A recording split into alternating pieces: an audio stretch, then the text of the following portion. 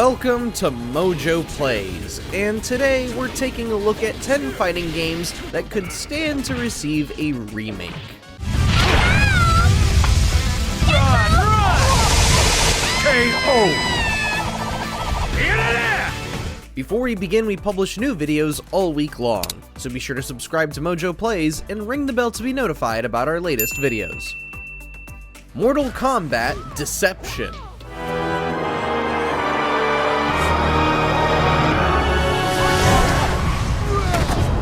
The Mortal Kombat games from the early to mid-2000s could probably benefit most from simply being ported. However, there is an argument to be made in remaking Deception, for this was the game with the best iteration of Conquest Mode. I will win the Mortal Kombat tournament and free Earthrealm from your tyranny. Is that so? Then it seems I will need a stronger opponent to defeat the great Kung Lao. Not only could NetherRealm Studios fully realize the many realms in greater visual detail, they could also refine controls a bit better and maybe even rewrite the dialogue to be less stilted and awkward. Then again, MK1 was a complete train wreck in writing midway through, so perhaps that's a job for another team. Regardless, a remake of Deception's Conquest Mode alone would be enough to restore faith in fans.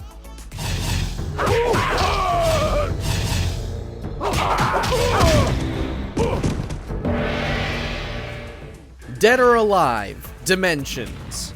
Let's go! Let's see if you're any good. Get ready, fight! Yeah! There is a possibility that Koei Tecmo could simply try to get someone, if not themselves, to port Dimensions to modern hardware. The game still looks incredible despite its age, and it plays like a dream too. The only reason we're saying it should be remade is because of how Dead or Alive has evolved in visuals since 2011.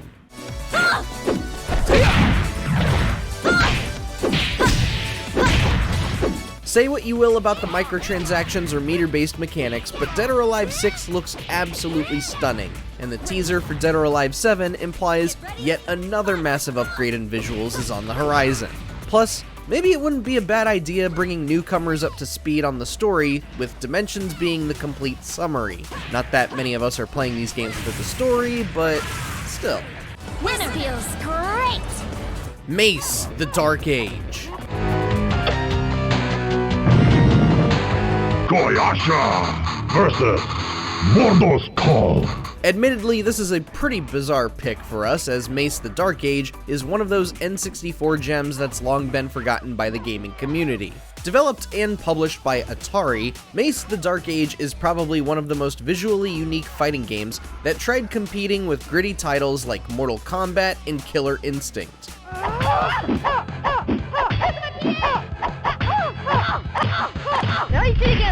The problem is that the controls are a bit clunky, which turned off folks who even bothered giving it the time of day. Today, fighting games are bigger and more diverse than ever before, and Atari is in a far better position financially than they've been in the past couple decades. So revisiting Mace may not be a bad idea, assuming they can find the right indie partners to make it. Execute him! Lord Demo! Dual Blades.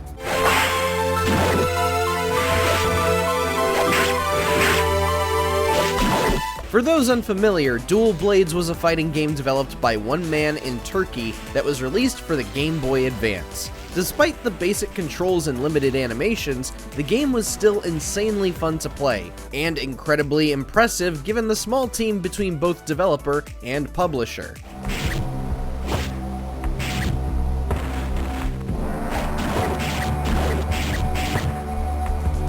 So imagine how great it'd look with a remake with refined controls. There's just one major issue.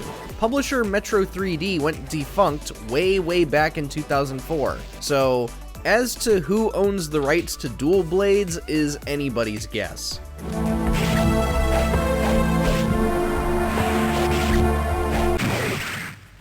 Guilty Gear.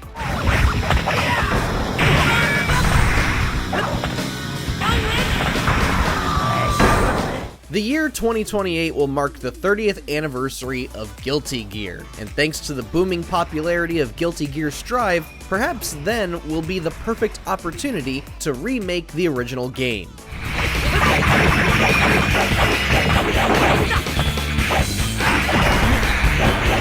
Sure, you can buy and play the game that started it all on modern hardware, but how badly do we want to keep subjecting ourselves to oppressive AI and insta-kill moves that could be utilized at the very start of the match?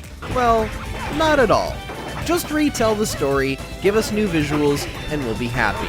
And again, take out those insta-kill moves. It's utter nonsense.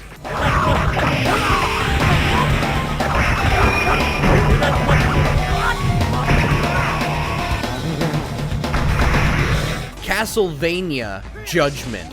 Are you a vampire hunter? I am. If you're here, you must be one as well. Uh-huh. They're huge. Here's the thing about Castlevania Judgement. Had it not been given the Castlevania name and was instead an original game with original characters and everything, this could have been a sleeper hit. But the affiliation, along with the drastic redesigns of our favorite characters, is why few Castlevania fans have bothered giving Judgement any attention. And you don't believe in me yet. Fine, I'll take you on. That is my desire.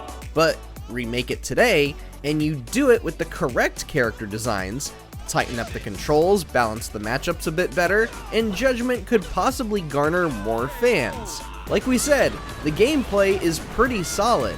It's just those character designs that are super off-putting. You cannot defy Lord Dracula and expect to live. Tekken 4. Round 2. Fight.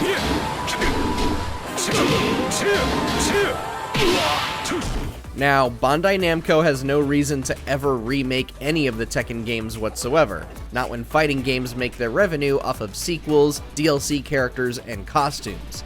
But theoretically, if any Tekken game was to get a remake, Tekken 4 would be in desperate need of one.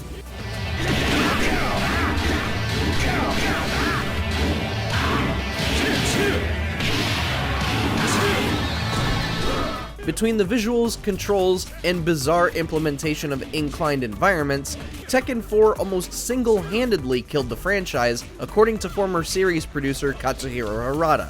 But there's a part of us that would like to see Tekken Project give it another go, especially with the stunning visual fidelity and technical performance that we've seen in Tekken 8.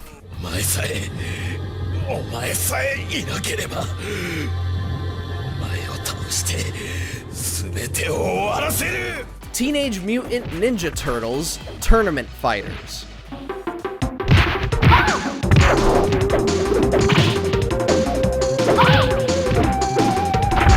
Thanks to the Cowabunga collection, you can go back and play every version of TMNT Tournament Fighters whenever you desire to do so. Even so, the advancements we've seen in technology and how fighting games can use that technology has us wondering what a remake of Tournament Fighters could look like.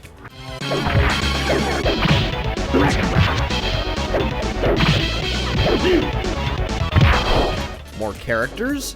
Expanded movesets? Perhaps unique tag mechanics? Not that the original games ever had that, but we're spitballing here. No matter what, a remake of this classic would be very compelling.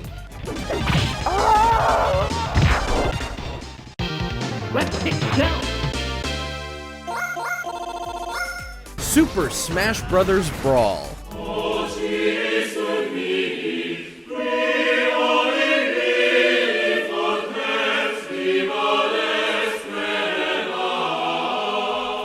The idea of remaking a Smash Bros. Game is honestly pretty far-fetched. After all, Ultimate is essentially a remake, remaster, resmashing of basically every game in the franchise. But the reason we'd want a remake of Brawl specifically is because of that incredible Subspace Emissary campaign.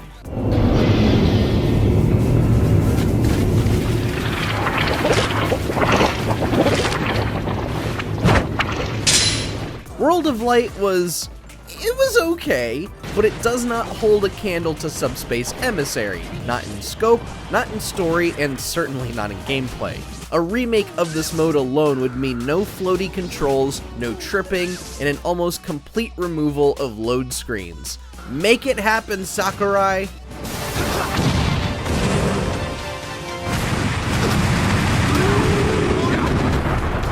And lastly, Bloody Roar. Out of my way! Of every fighting game we could ask a remake for, Bloody Roar is perhaps the one that needs it most. Bloody Roar hasn't been around since 2003 with its 4th mainline game, and the games haven't exactly aged super well. Wow! I didn't think anything like this even existed! So, this will stop the violence and the earthquakes, right? The controls are about as stiff as how you would expect a late 90s, early 2000s fighting game series to be. The AI is super oppressive to an absurd degree, and the balancing and matchups isn't exactly refined. At this point, Konami would probably be better off not just remaking the original game, but making it a proper reboot as well. Remake the first game, then go off in whatever direction you want to go for a sequel. It's probably the best path forward in resurrecting Bloody Roar.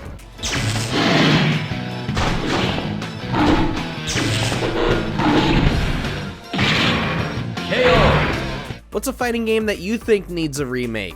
Let us know down in the comments, and don't forget to subscribe to MojoPlays.